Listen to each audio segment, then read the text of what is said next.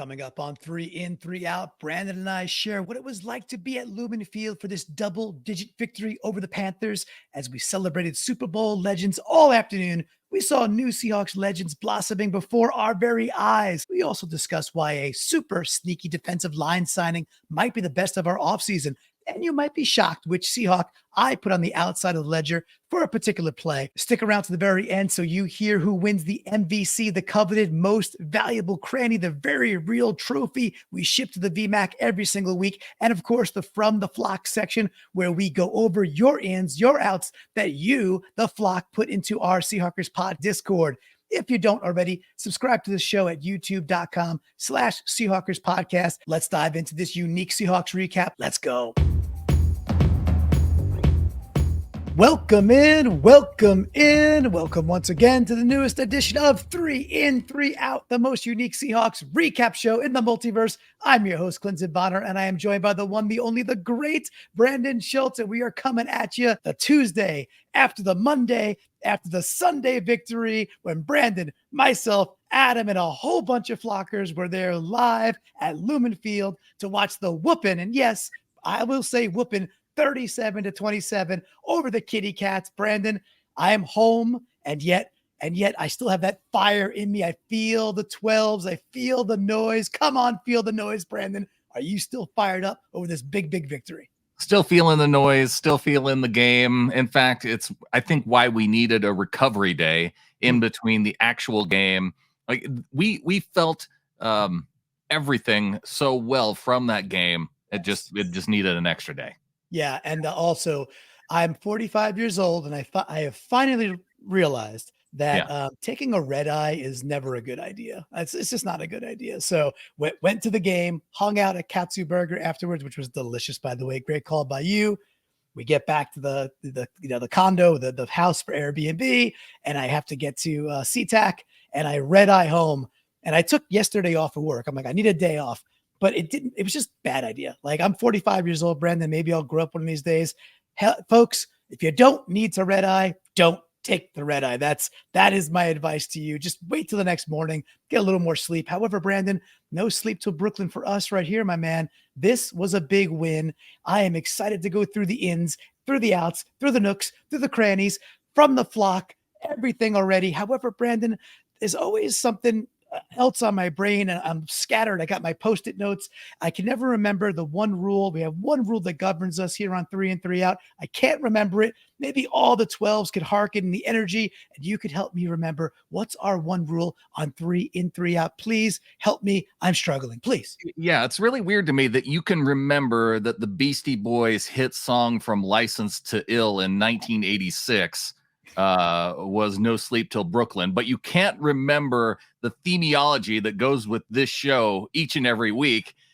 Clinton, when we win, we start with an in. Oh, that's it. We start with an in. We got Paul's Boutique. We got Intergalactic Planetary. We got all the hits. And that means for our Seahawks, because of the W, we start with an in. Hit the whammy. Let's start with an in.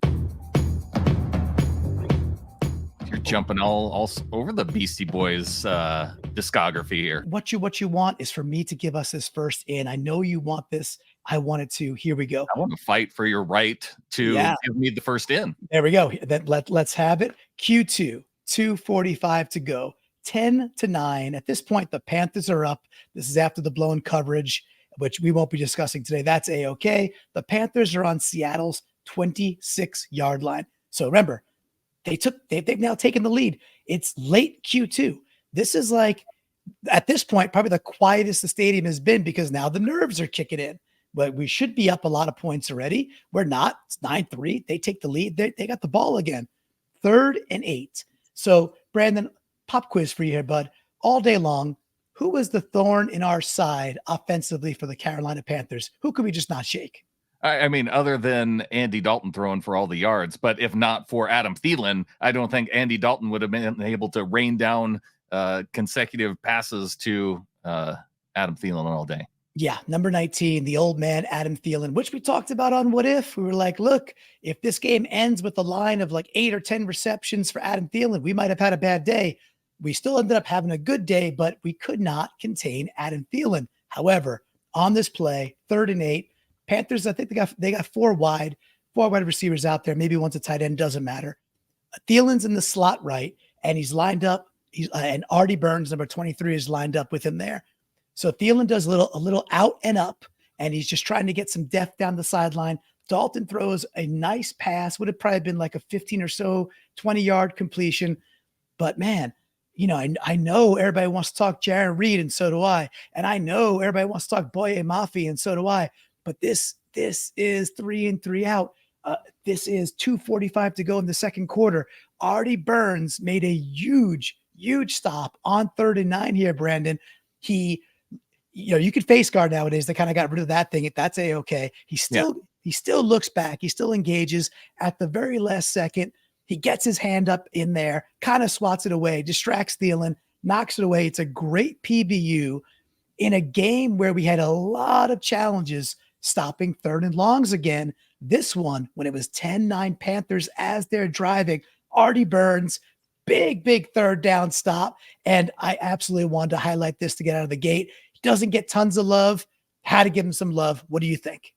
I think the reason why this play is so critical to just the momentum of the game is because, like you mentioned, they get the touchdown, they go up 10-9, then Geno Smith throws the interception. They have the ball back. 100%. If they connect with Thielen here, it's a new set of downs. Maybe they end up getting a touchdown instead of a field goal. Instead, the lead only goes to 4, which allows them to come back, get the field goal, and then go into halftime with it relatively close. But if they go up by 4 more points and it's 17-9 going into halftime, who knows if they end up kicking a field goal or how it turns out after this point. But the point is that the score deficit, it seems just a lot smaller because of this play by Artie Burns. That's exactly it. And you pinpointed it. Thank you for reminding folks too. This was the series right after Geno's pick, which was just maybe didn't see the linebacker or whatever it was, tried to fit it in. So it was really kind of like in any good story, there is the lowest of lows, right? And then there's the comeback in the traditional heroic story. So we were right in the midst of the lowest of lows. The Artie Burns play turned that thing around. We know the end result, so got to give some love to Artie. I think we just did. All right, we have an out to get to start this thing off on the outside. Let's whammy. Look, I'm gonna call some folks out in this week, and you may or may not agree, and that's the way it goes. It's okay. It's Q2, 13:33 to go in the ball game. It's a 3-3 game. Seattle's at Carolina's 16-yard line at this point, so it's 2nd and 11. And we got a really cool, neat formation going. It's 12 personnel, but this is one of the times that Parkinson's kind of playing wing back, right? So he's to the right. Yeah, he's to the right of Geno, and Charbonnet is deep. We used this quite a bit. It was super inventive. We had different permutations of this as well throughout the game. This is one of the earlier times where we saw this. In this particular play, this is where, look, Forsythe and team have done a pretty good job, right? This particular play is when Burns absolutely destroys Forsythe. It kind of reminds us, why he is a backup currently, although game 2 played pretty well. The reason I'm giving the out to Forsythe, it's not because he gave up a sack.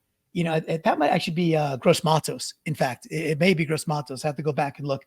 Doesn't particularly matter. Maybe it's Burns. Regardless, it was Burns on this. It was Burns. Okay, it was Burns on this play. Later was Gross Matos where he gets around Forsythe as well. Why I'm calling this out is because the formation was super cool. So on the snap, you got Parkinson kind of just going right, and Charbonnet darts left. If you watch the play real quickly, I think what was meant to happen was because you got a guard pulling as well over to the right, and it's leaving Charbonnet over to the left kind of unattended to. I am almost 1,000% certain that the play here is the fake tight end screen to Parkinson off the wing and a small little pivot and tossing it back to a wide open Charbonnet. And if you go back and watch, there's only one person there, and that's a DB. Of course, it's going to flow pretty quickly, but if they execute that play, which means we got to hold the block a little longer, I think we have a beautiful pseudo screen that works to our advantage, almost like a naked boot screen, if you will, without the boot. Then And Charbonnet only has one guy to beat over on that. correct. And it's a defensive back. And we saw how that ended later in the game, right? So for the out, for robbing us of the chance to kind of see a really inventive screen, now it's on film, right? So now it's on film too. And we didn't get the advantage of seeing it executed. And we didn't get the advantage of seeing Charbonnet get a chance to go one-on-one with the DB. Forsyth got to wear the out for kind of scuttling what was a really cool and inventive play. When you are filling in, it's tough to give a guy an out necessarily, especially when Gino on the day only sacked twice. Yeah. But when you're the guy who gave up both sacks, you were also the guy who gave up the most pressures, or at least tied for the most pressures with 6. Also, the lowest pass blocking grade on the day for all Seahawks offensive linemen. You got to wear the out. Yeah, sometimes you gotta, hey, the scarlet letter wasn't always always warranted, right? Sometimes it was slapped on people and it maybe wasn't what is it exactly warranted. I like how you framed it. And again, for me, it was just the intricacies. Crannies can go both ways, Brandon. Nooks can go both ways, right? And that's the example of, man, oh man, I loved our inventiveness. I loved what Waldron did between the 20s with our tight ends. That was super creative. And this was just one more instance that I feel like we were robbed of it. Hopefully we could bring it back and execute it. But this is the type of play that I don't think you could run out every single week. Like you got to take a little time. There's that part of it too. And it feels difficult giving a guy an out also when you come into a day knowing that Brian Burns is going to be a problem. And if you would have said, okay, the Carolina Panthers only get 2 sacks, then that you're doing a good job. So I guess the thing is overall you can say that he did okay. He did a good job. It was just on this play, it's disappointing because it did blow up that play that you'd have liked to see executed well enough, and all he has to do is hold the block a little bit longer. And folks, that is how you professionally take it out and turn it into an in. Hit the whammy. We got more ins. Good job, Brandan. That's when you know we've been at this for quite a while together. When Brandan would take the nooks, take the crannies, put it right back in my face and say, let's give the guy some love. No, we're giving Stone an out. Also, I love it. Good job. Listen, exactly, but also a pretty good job, which I agree with. That's, hey, this is 3 in 3 out. This is how this works. All right, so we are back to an in. Quarter 1, 10:22 to go. So still early ball game, 0-0. Carolina is at the Seattle 26. Remember, we go 3 and out, right? So we start the game, yuck, yuck, yuck. Carolina's got a pretty big sustained drive going. They're eating clock and they're driving, and we're sitting there in the stands going, what's going on? Is this going to be very much like the Rams game? What is happening here? So we got Dalton under center. It's 11 personnel, and Sanders is the lone running back there. This particular play, again, 10:22 to go in the first quarter. I'm going to give a double in or a shared in here, and it's exemplary of Mario freaking Edwards and Jaron Reed both winning so decisively pretty much all day long. And this play, I like it because it's early. It showed up real early that nope, we are gonna dominate the line. This is when Edwards just blows his guy backwards. That was Bozeman. Reed takes I think it's Throckmorton. I think that's the right pronunciation. But Bozeman and Throckmorton are like just blown backwards. Reed ends up with the TFL, but it was a huge, again, momentum stopper. So instead of 7 and an elongated drive, we're down 7-0. Panthers got to settle for 3. The only bad news here, Brandon, is that Wilson Kahn on PNW Prop Stars hit his Wilson plus 300 on this thing, and he ends up winning the week. So we were texting about that. They hold him to 3-0. Got to give the love to Jaron Reed, and really got to give the love to Mario Edwards Jr. What did you see? It feels like a good opportunity for a co-in because Mario Edwards, 9 total pressures on the day. Now, this wasn't one of those pressure plays, but it speaks to another stat for Jaron Reed is that because he was able to get so much interior pressure, it allowed Jaron, whether it was a pass rush play or a run play, Jaron racked up 5 stops on the day. And part of that, when Mario Edwards is crashing into his dude in front of him, Jaron's able to essentially have free reign to still hold the running back to a stop or short yardage when he's getting that much penetration on a run play.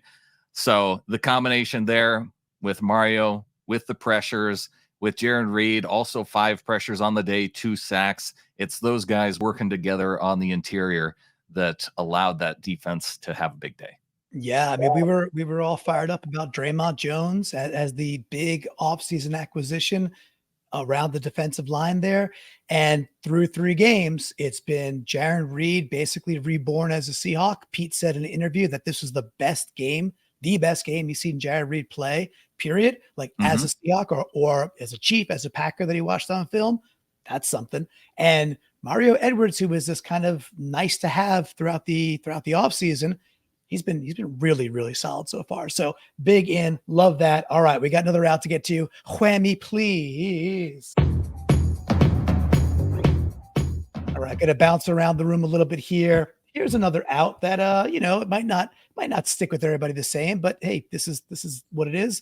I'm gonna give it to you. Q1 345. It's 3-0 Panthers. Seattle is on Carolina's 26-yard line. We had conversion problems on 3rd down. Again, our 3rd down conversion was not great. And when I went back and rewatched this, there were some reasons why. I'm going to call out a player who I absolutely adore. One of my favorite Seahawks of all time. So it is what it is. 3rd and 7. Geno's in shotgun. We got 4 wide receivers. It's a bit of a scramble drill. Like a play breaks down right away. Geno creates a little bit of space, moves right. To Lockett's credit, Lockett recognizes it's a scramble drill, right? He's amazing on these plays. He's just cutting, jiving, makes a stop, breaks towards the sidelines. Geno drills the ball at him from the stands. We couldn't tell if it was a PBU or not.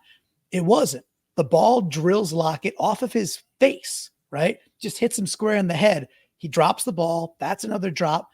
I'm going to call Lockett out here, and it's specifically, Brandon, because we're struggling with 3rd down conversions. This is another drop, not an easy catch, but we've seen Lockett for all these years just pull these down time and time and time again.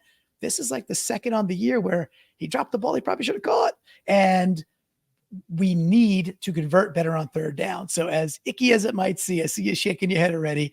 I'm giving Lockett the out in a 10-point win because it's a 3rd down catch. He's got to make it. He's got to win the out.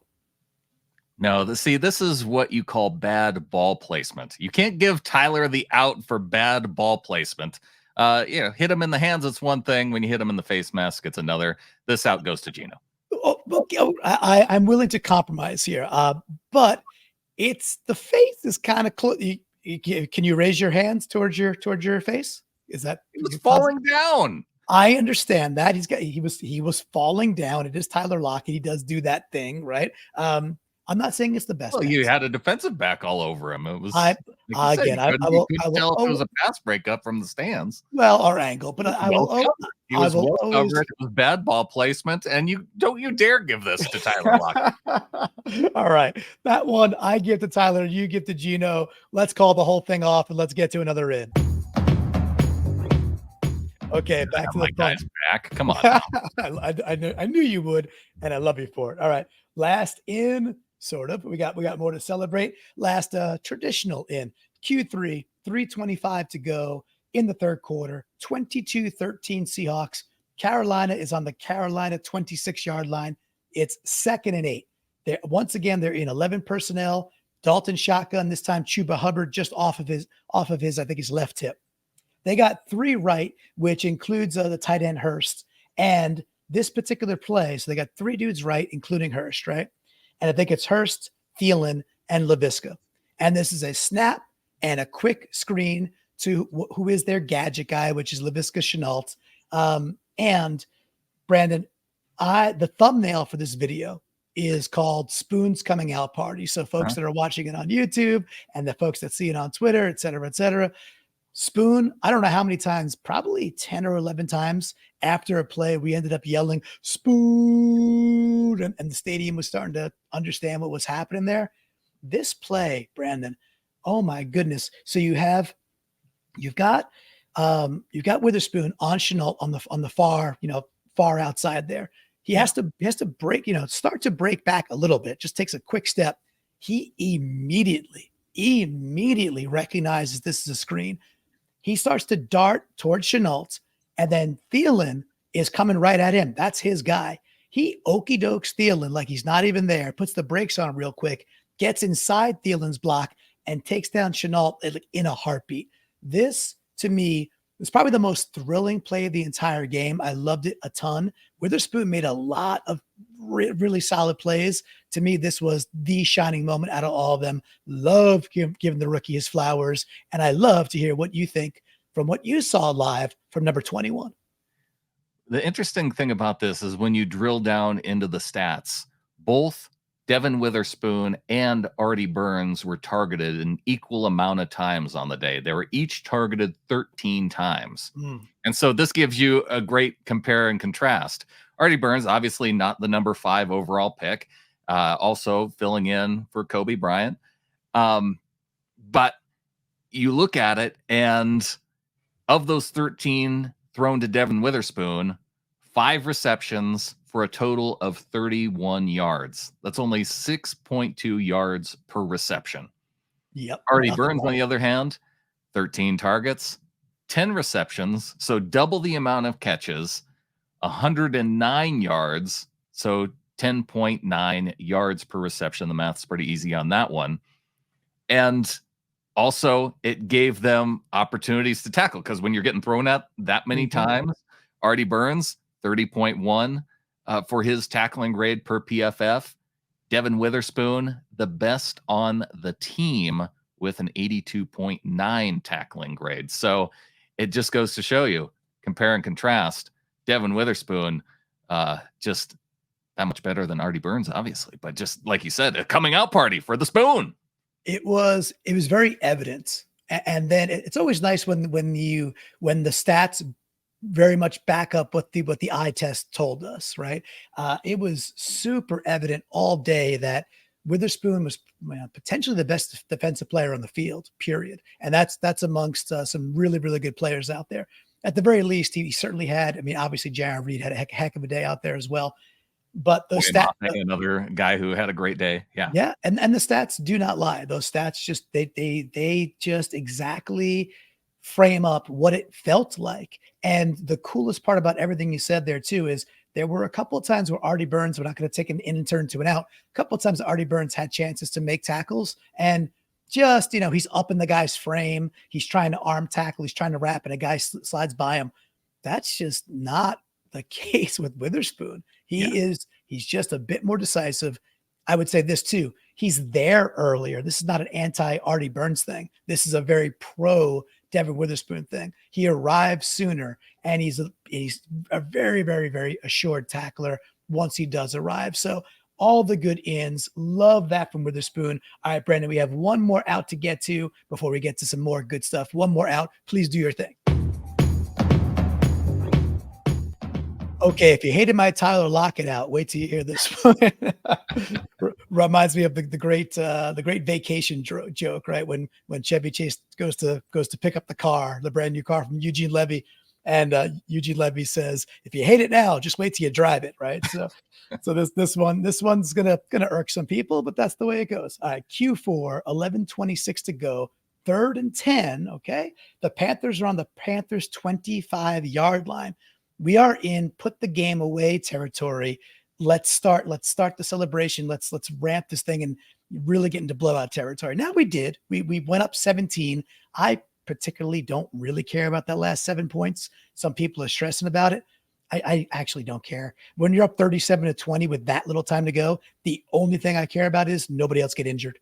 That's literally that's the only thing in my brain is, this game's over. Just don't get injured. And thankfully at that point of the game, we didn't, because we already sustained a ton of injuries again, which was pretty impressive for the win. But right here, 3rd and 10, again, 3rd and 10, 3rd and 10, 3rd and 10. This is yet another completion to Thielen. And it's yet another thing over the middle. I'm calling out Bobby Wagner. And this is not, this is not, hey, Bobby, because Bobby Wagner has been, by PFF, the number 1 rated running back in the NFL this year, right? Linebacker, yeah. The linebacker. Thank you. I am obviously absurdly aware of that. And I think Bobby Wagner has been so good for the entire team, including what he's done for Jordan Brooks. So I'm not oblivious to any of that. This is less a out for Bobby Wagner versus on 3rd and 10. What can we do? Why is Bobby Wagner maybe even on the field in an obvious passing situation if you're not going to blitz the guy? When we blitzed him, the Jordan Brooks Bobby blitz, freaking awesome. His lateral movement, covering slot guys on 3rd and 10, it's just not what it used to be. And we should be okay with that. We should be okay with that and find other ways that on 3rd and 10, we honor the first 2 downs and get the frig off the field. So less of a Wagner thing. I want to couch that as much as I can. I am tired of giving up 3rd and 10s, and we need to do something different in order to do it. That's my out. Okay, I hear you saying Bobby Wagner's name, but what I really hear you saying is Clint Hurt deserves an out for the way he is structuring his defense on 3rd down and not using Bobby Wagner to his best ability in this situation. I agree with you. The out goes to Clint Hurt. Yes. Okay. So you have successfully changed all my outs and all the hearts and all the Hawker and all the souls, and that's probably a good thing. I agree with your agreeance. It's don't put Bobby in situations that you expect 2016 Bobby to show up. Just we did amazing on 1st and Bobby 2nd. Wagner on Adam Thielen. Yes, Thielen is kind of old, but he still should be able to outmaneuver a middle linebacker. Yeah, and he did, and he will continue to. And it doesn't matter who it is next week. Let's say it's Darius Slayton or Isaiah Hodgins. If we're doing that against the Giants, it's going to be the same. It's going to be the same results. When we get to 3rd and 10, honor the first 2 downs by doing something different. And one of my favorite plays, I don't know if you want to talk about it in a second, was when we had Bobby and Jordan Brooks lined up kind of right between the gaps, and they both fired at the same time. That was freaking awesome. Cool. It's 3rd and 10. Bring the heat. Don't be dropping them back in 3rd and 10 in coverage. If that's your plan, it shouldn't be Bobby. But anything you want to say about Brooks or some of the depend on how you cover too, because you could use Bobby in a more shallow depth in coverage, and that way a guy kind of in that intermediate area is bracketed a little bit more, especially in the middle of the field. So that way you're not backing him off to the point where you're leaving that big, wide open space in the middle of the field for Andy Dalton to find Thielen in, and where he can settle down and really have a relatively easy catch. Again, I think that goes to just it's part of too, they played so aggressive defensively for so much of this game, and then they got up by 10 points and they dialed back their aggressive nature. Mm-hmm. And when you just want to see them continue to put on the pressure and get that offense off the field and get it back in the hands of the offense so they can continue to drain clock. And we just see it so often. I gave it to Clint Hurt, but really you could give it to Pete because it's a philosophical thing that it's not changed whoever the defensive coordinator is. I agree. It's Clint Hurt's fault as well. Perfect. All right. So we went through the ins, we went through the outs. You reminded me of the one rule. There is the side quill. This one always sticks in my craw, and I can never seem to shake it. When we win, not only do we start with an in, but we also get the Brandan. This is your favorite in, your favorite nook, your favorite cranny. It is your serve. Advantage, Brandan. Ball's in your court, Brandan. What is the Brandan for this week 3 victory? This one was one of my favorite plays from this game. It was 2nd and 10 with 5:50 left to go in the 3rd quarter. The Seahawks are on the Carolina 16. So they get just inside of the red zone, and it's a pass to Noah Fant. The cool thing on this play, if you'll remember, Fant is actually, I think he's lined up on the right side of the offensive line. They send Ken Walker out of the backfield up the left sideline. And earlier in the day, he caught that wheel route and got some big yardage. And so the defensive back goes back with, or it's the linebacker that goes back with Walker. And that opens up this big space because I think whoever was on the left side of the line cuts in, and it creates a big space for Noah Fant then to come across and make the catch. The in, though, goes to Kenneth Walker because he immediately as the ball is thrown, he's looking back as if he's going to catch the ball. But Mm. I think what he's really watching is to see at what point Gino releases the football. Because as soon as the ball is released, he is blocking his linebacker right in front of him. And he's not just content with blocking the linebacker, because as Fant continues to cross in behind his block, just as Fant starts to get to the first down marker, he releases off the linebacker and he comes in to get the safety or corner who is crashing down then to tackle Fant. And so he releases his block, blocks the other guy who's coming down to tackle Fant, and Fant able to get 12 yards, pick up the first down in the situation, which rewards Ken Walker with 3 straight carries to get it into the end zone for the touchdown on the ensuing first down. Oh, oh, Brandan, you're tickling the heartstrings with all of this. This is wonderful. Last week we had Bobo winning the MVC for taking out 3 Lions. That's how you turn 1 block into 3 blocks.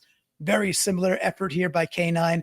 There's so much to unpack here. The first thing I'll say quickly is this team revels in blocking downfield. It's something to see. I think that started with DK a couple of years ago, and then you bring in Bobo. You watch K9 like you're calling him out here. Obviously, our tight ends do quite a number as well. Our team likes to block when it's not their time to shine. That is a beautiful sign of an awesome team. So love you calling that out. And I do want to just say too, because it goes right in line with it, the inventive use of our tight ends. Waldron, this is my position. This I'm going to state it for the world here, Brandan. Waldron has now become pretty much absolutely magical between the 20s. Okay. That's important because that's the biggest portion of the field. So 20 to 20, he's magical. We're rarely behind our own 20, but he's just as good when we're back there anyway.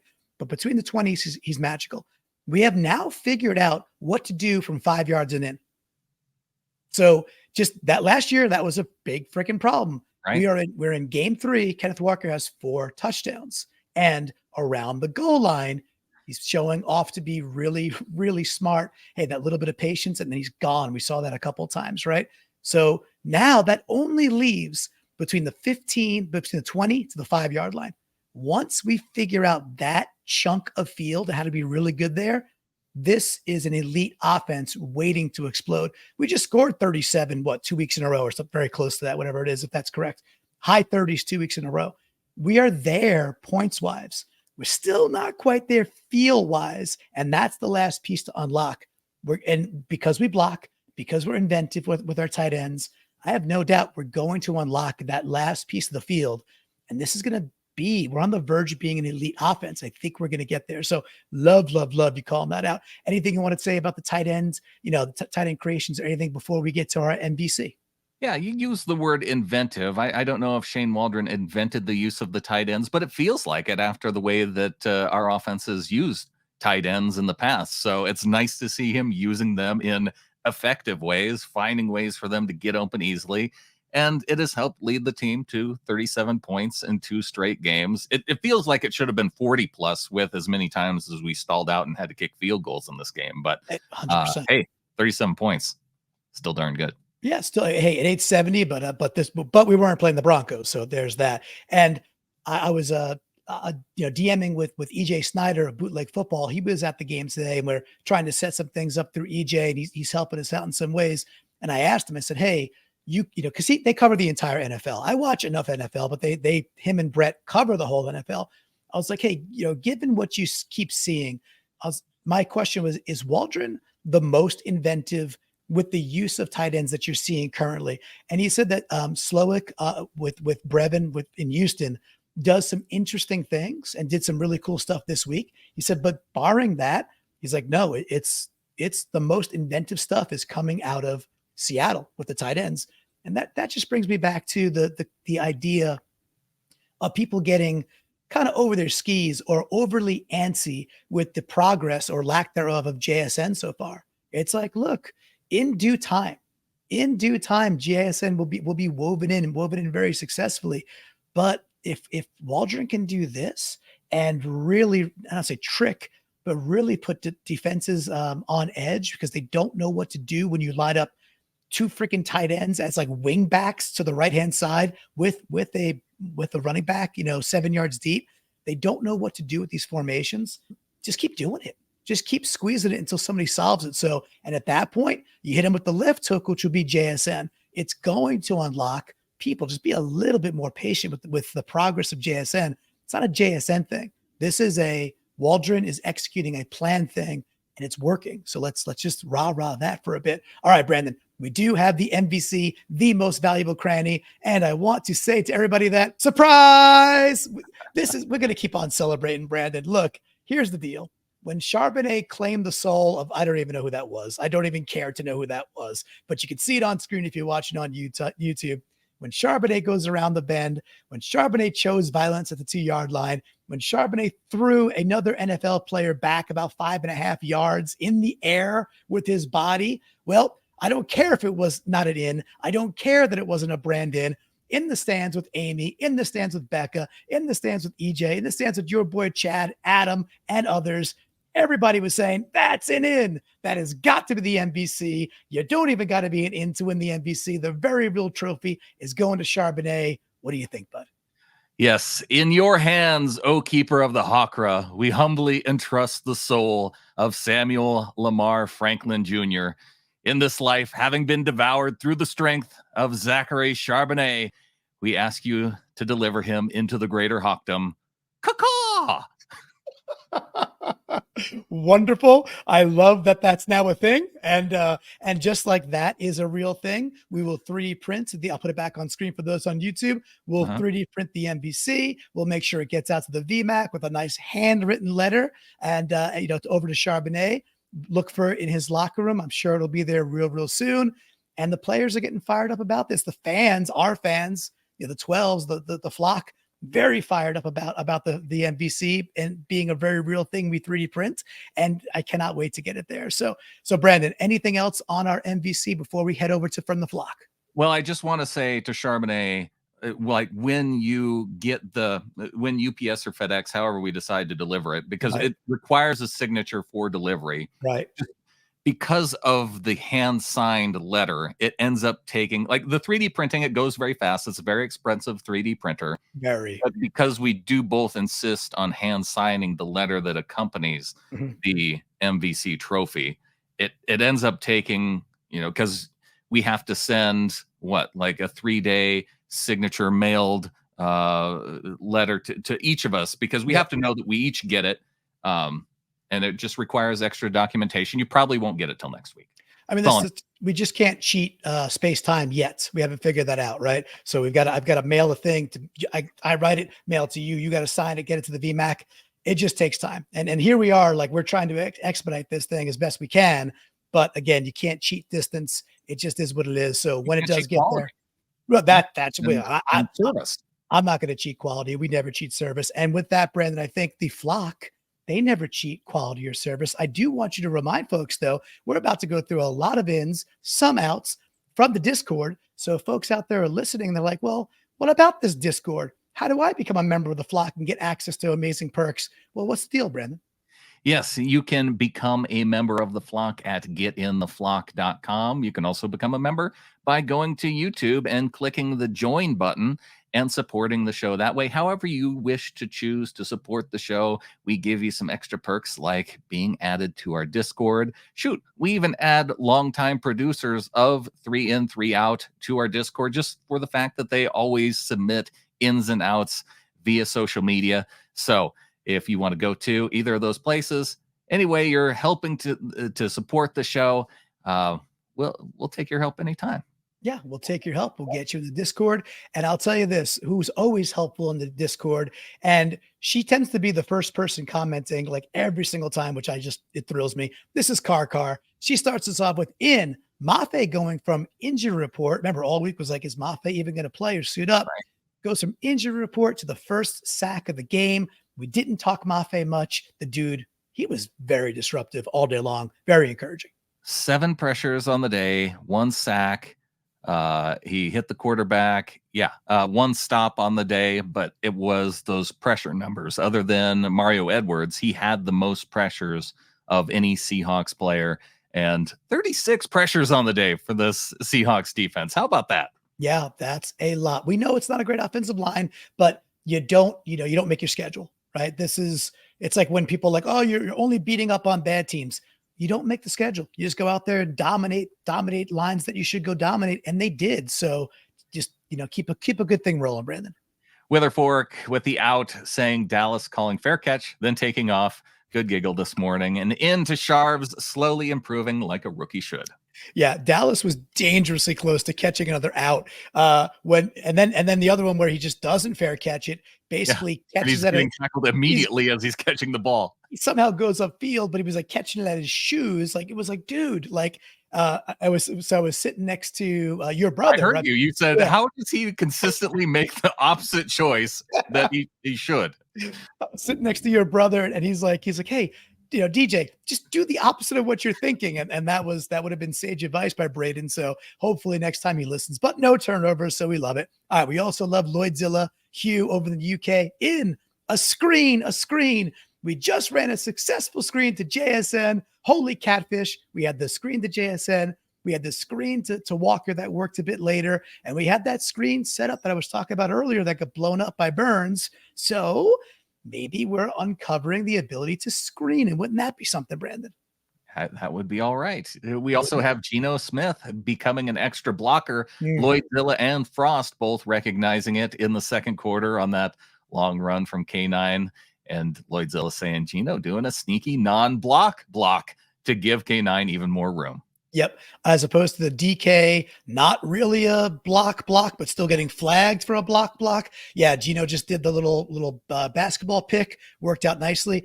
What I like also very quickly about Geno understanding who the running back is.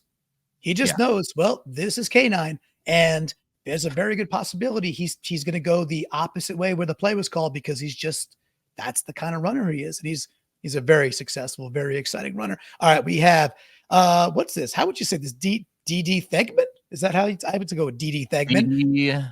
The G could be the G-man or Thegman. It's okay. We got out first half red zone offense, tight windows. Yeah, 4 field goals in the first half.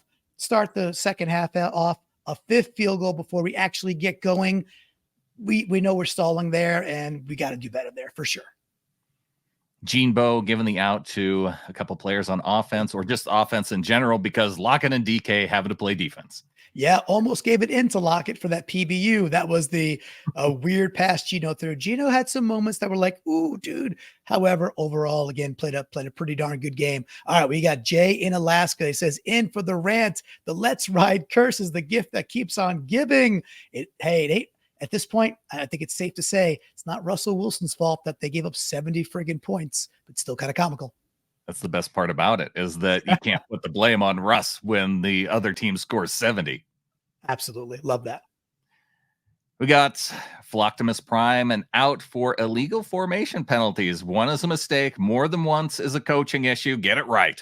Yep. Simple. We got Casey Hawk with it out. Big boned lad with his beer in one hand, staring at his phone in the other, an important down where he should be cheering and getting called out as much by the announcers. So I guess there was some bloke on the screen who was sitting there with a beer in his phone and not doing his part when all the other 12s were doing their part. So Casey Hawk, good call on that bloke out. I'm not going to say put down the beer, but put down the phone.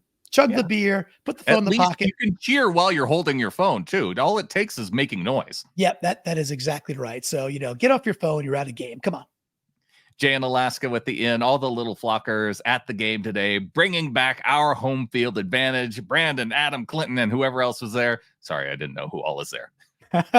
That's okay. Not we got to go individually through each one of the 68,000 names in attendance and give them an individual part in. Yes, and we have to alphabetically start with somebody who we have not mentioned yet, which was DCH meeting. I got to meet Doug in person. That was wonderful. He's just as good as Adam and Brandan make him sound out to be. I know he's a great dude. I've talked to them a bunch on the phone. Awesome to hang out with DCH in IRL as well. A real good dude. Another real good dude with perhaps the best name in the Discord. I touch my Bobo in. We finally didn't make a backup QB look like an all-pro. He gives an out for Pete challenging yet another call that had 0% chance of being overturned. However, I think Pete would probably say it was also a momentum stopper, just taking a timeout in that situation, not just about the challenge itself.